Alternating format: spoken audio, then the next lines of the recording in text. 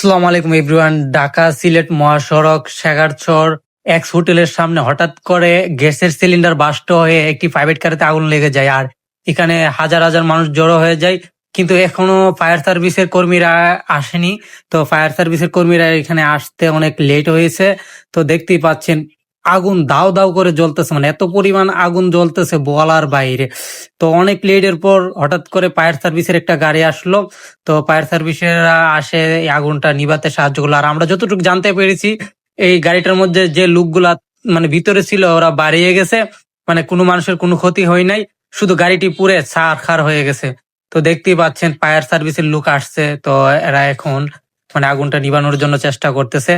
তো এটা হচ্ছে শেখারচর এক্স হোটেলের সামনে মেইন রাস্তাতে, ঢাকা সিলেটের মহাসড়কের মেইন রাস্তায় অপোজিট পাশে, মানে এই রাস্তার মধ্যস্থলে হঠাৎ করে গ্যাসের সিলিন্ডার বাস্ট হয়ে গাড়ির মধ্যে আগুন লেগে যায়।